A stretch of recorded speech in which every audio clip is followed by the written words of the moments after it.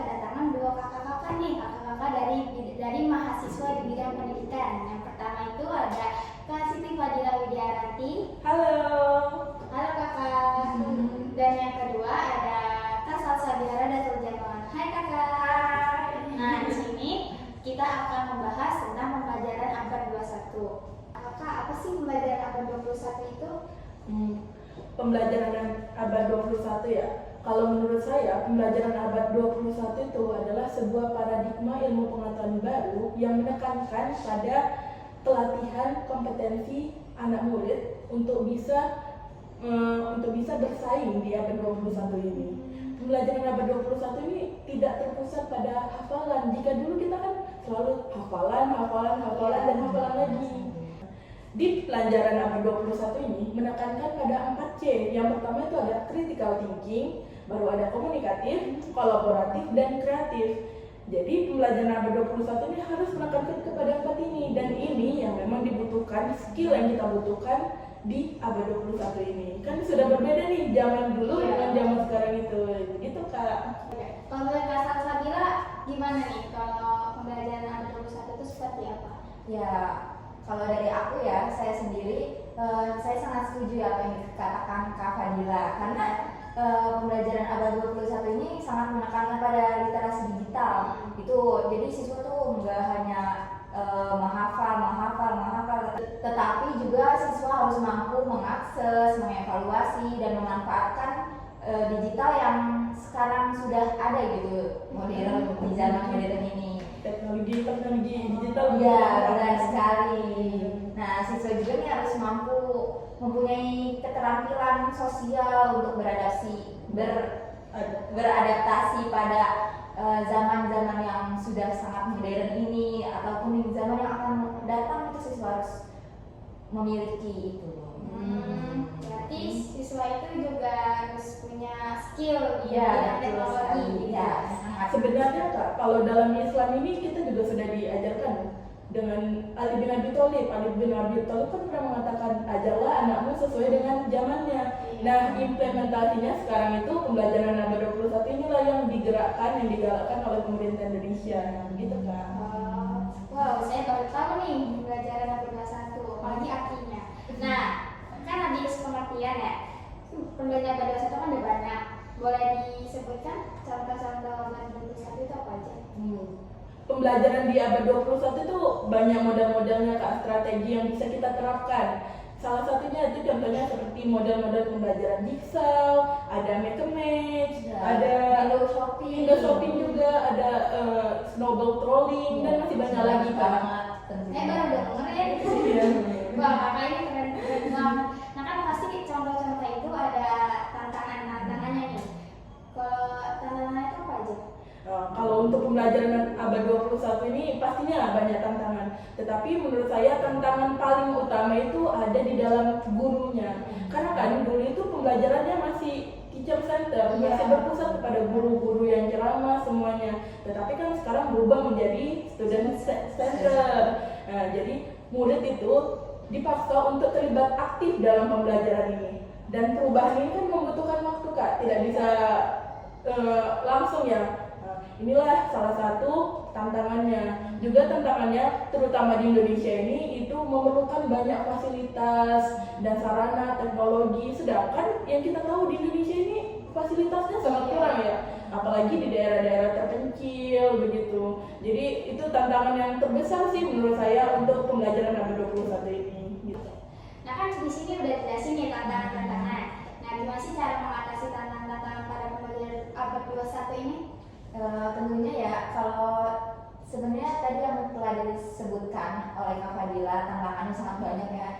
Cara mengatasinya yang pertama-tama pasti dari gurunya. Gurunya ini harus diberikan pelatihan, karena kita sebelumnya guru tidak tahu kan pasti apa sih itu pembelajaran abad 21 ya kan. Pasti tentunya gurunya harus mau cari tahu gimana itu apaan sih gitu. Terus pasti dia juga harus mau mengikuti dan mampu. Jadi harus diberikan pelatihan secara berkala untuk guru-gurunya. Yang kedua pasti itu pemerintah ya. Pemerintah itu pasti punya banyak peran penuh Itu peran vital. peran pemerintah sangat penting bagi dunia pendidikan kita. Kalau nggak ada pemerintah, siapa yang akan menggerakkannya gitu sih? Pasti tentunya masyarakat sih. Masyarakat seluruh Indonesia itu harus wajib mengikutinya. Khususnya itu orang tua ya, peran orang tua dalam dalam pendidikan, mendukung pendidikan anak. Iya, maksudnya hanya itu sih. Mau menambahkan sedikit tadi caranya itu bisa juga dengan tadi kan fasilitasnya kurang. Inginnya pemerintah itu memberikan fasilitas yang terbaik untuk dunia pendidikan. Kan kita juga tahu cara mengubah dunia itu dengan apa? Salah satunya dengan pendidikan. Kita tahu pendidikan itu sangat penting. Fasilitas yang diberikan juga harus yang terbaik. Itu juga salah satu mengimplementasikan cara menghadapi tantangan-tantangan dari pembelajaran abad 21 itu, gitu kan. Ya, tadi kakak sudah menyebutkan ya model pembelajaran abad 21. Kalau boleh tahu nih kak, apa sih model yang sekarang ini kakak konsen gitu nih? Contohnya kayak di kelas, di sekolah dasar gitu. Kalau untuk saat ini ya, yang sekarang lagi kami pelajari ini tentang model pembelajaran Jigsaw. Iya. Kenapa tuh kak? Karena Jigsaw itu salah satu model pembelajaran yang menurut saya sangat menarik karena model pembelajaran Jigsaw itu menekankan pada kooperatif atau kerjasama. Kalau menurut data, Indonesia itu salah satu negara yang tingkat kerjasamanya itu paling rendah. Gitu. Jadi orang Indonesia ini sebenarnya pintar-pintar, tetapi kurang kerjasama. Jadi dengan adanya model pembelajaran Jigsaw diharapkan dapat meningkatkan kerjasama antar individu di dalam kelas. Jadi bisa kita katakan pembelajaran Jigsaw itu pembelajaran model kooperatif yang dimana pembelajarannya yang diawali dengan pembagian kelompok-kelompok di dalam kelas, kelompok-kelompok kecil di dalam kelas, dan setiap orang itu mempelajari materi yang telah disediakan oleh gurunya.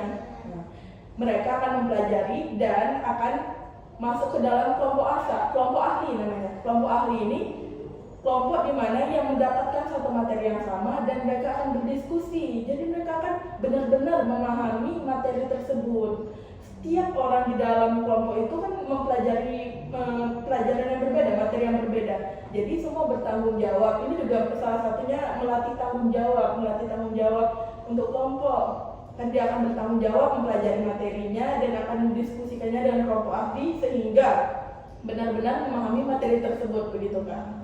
Berarti kalau Jigsaw itu ada kelompok asal, kelompok ahli. Iya, kelompok asal dan kelompok ahli. Kelompok asal ini kelompok yang pertama dibagikan. Kelompok ahli ada kelompok yang dimana materi tersebut dibahas tuntas habis lah, begitu kak istilahnya. Oke. Terus kalau itu kelebihannya apa tuh kak kelebihan Jigsaw? Untuk kelebihan metode Jigsaw ini ya, tentunya dalam metode Jigsaw ini siswa lebih aktif, maksudnya terlibat langsung dalam pembelajaran. Sebelumnya kan metode yang kita adaptasikan itu metode ceramah ya, kayak guru menjelaskan, siswa mendengarkan. Jadi Bosen dong ya, kurang interaktif jadinya pembelajarannya kak. Jadi ini siswa lebih aktif karena berpartisipasi langsung, berkontribusi dalam pembelajaran. Yang kedua itu siswa tentunya bekerja sama ya, dilatih bekerja sama di dalam kelompok. Kan kalau misalkan dalam pembelajaran yang sebelumnya itu hanya siswa individu per individu, jadi siswa kurang beradaptasi, kurang bersosialisasi dengan yang lain. Jadi siswa memungkinkan sendiri ya, hanya sendiri, tidak ada sosialisasi ya kak. Maksudnya kan makhluk sosial nih kita, nggak bisa individu doang tuh. Bisa diem aja. Ya, apalagi dia ber-21 ini kan itu yang sangat diperlukan kan, sosialisasi bersama gitu. Iya, yang kedua berarti itu bekerja sama dalam kelompok. Kelebihan yang ketiga ini ya, metode Jigsaw ini dapat meningkatkan pemahaman siswa, meningkatkan lebih gitu pemahamannya, karena siswa itu berkontribusi langsung. Jadi siswa dituntut untuk bertanggung jawab atas tugas yang diberikan. Dia punya tugas tertentu lah, nggak individu intinya seperti itu. Ya kan namanya kelompok, berarti kerjanya bareng-bareng sekali gitu. Nah terus kan pasti ada kesulitan, ada tantangan. Itu apa aja biasanya? Kalau untuk tantangan pastinya kan kak, pembelajaran Jigsaw ini kan menuntut siswanya untuk aktif, untuk bertanggung jawab terhadap pembelajarannya. Tantangannya itu seorang guru cara untuk mendampingi siswa itu, untuk membimbing siswa itu bertanggung jawab itu Kak susahnya. Karena kan melatih tanggung jawab, melatih keaktifan itu perlu bertahap ya Kak. Gak gampang. Ya gak gampang. Jadi bagaimana cara guru itu membuat siswanya bertanggung jawab itu salah satu tantangannya.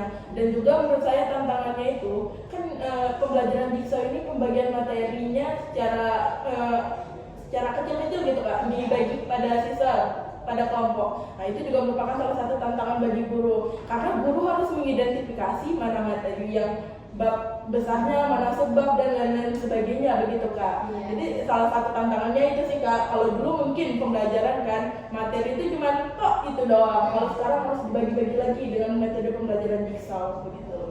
Terus cara menghadapinya itu gimana Kak? Mungkin Kak Caca bisa jawab. Ya. Kalau cara mengatasinya ya, jadi guru tuh harus merancang bagaimana sih pembelajaran ini berlangsung dengan lancar gitu. Jadi guru harus punya merancang kegiatan pembelajaran dan harus memotivasi siswa. Jadi biar siswa gimana nih cara biar siswa termotivasi untuk belajar ya, untuk aktif dalam pembelajaran, nggak diem dan nggak ngebosenin. Jadi guru harus berpikir lebih kreatif ya dan inovatif tentunya sih. Berarti gak gampang ya jadi Iya. Sebenarnya sangat susah Kak. Semangat terus jalan dulu ya. Ya. Ini Kak Caca nih calon guru ya. Ini cara kepala sekolah. Amin. Calon Ini kan dari kakak sudah pernah ngambil kelas 1 jigsaw ya. Berarti kakak udah pernah nyoba di kelas kayak praktek secara langsung gitu. Alhamdulillah sudah pernah kami praktek langsung model pembelajaran jigsaw itu. Itu kami praktek pada pembelajaran sejarah. Jadi jika dalam pembelajaran sejarah itu kita bisa menerapkan dengan cara membagi-bagi dulu pertama materinya. Contohnya bab besarnya tentang sejarah Indonesia, kita bisa membaginya dengan periode-periode waktu. Misalnya pada masa kerajaan, sebelum kemerdekaan, pada masa kemerdekaan, sebelum reformasi dan reformasi begitu Kak. Dan setiap kelompok ini kita akan berikan materi itu dan anak-anak yang mendapat materi itu bertanggung jawab untuk mempelajari materi tersebut begitu Kak. Apakah jigsaw ini bisa di mata pelajaran sejarah atau bisa mata pelajaran lainnya? Untuk metode jigsaw ini tuh sangat fleksibel ya tentunya karena untuk bisa tidak ada sains ya umum atau di bidang keagamaan. Jadi nggak ada bidang khususnya Kak. Kita bisa menerapkan jigsaw selagi kita bisa membagi materi itu menjadi sebab-sebab yang kecil begitu Kak. Ya karena ada kelompok ahli, Kelompok asal. asal. Iya. Yang pertama itu kan kelompok asal kita bagikan misalnya tadi materi sejarah ada beberapa sebabnya. Nah, di kelompok asal misalnya berjumlah 5 anggota. 5 anggota ini mempelajari sebab A, sebab B, sebab C, sebab D dan sebab E. Nah, nanti sesama yang mendapatkan sebab A ini akan bertemu, akan berdiskusi tentang materi sebab A ini. Nah, inilah yang disebut kelompok ahli Kak. Oh, iya. Kenapa disebut kelompok ahli? Karena disitulah para ahli yang mempelajari sebab A tersebut tadi gitu Kak. Mereka akan berdiskusi, saling tanya jawab. Jadi materi itu akan dikupas tuntas habis begitu Kak. Didalamin lagi. Iya. Keren ya, Iya. jigsaw baru dengar. Oke, terima kasih nih Kak penjelasan dari pembelajaran jigsaw.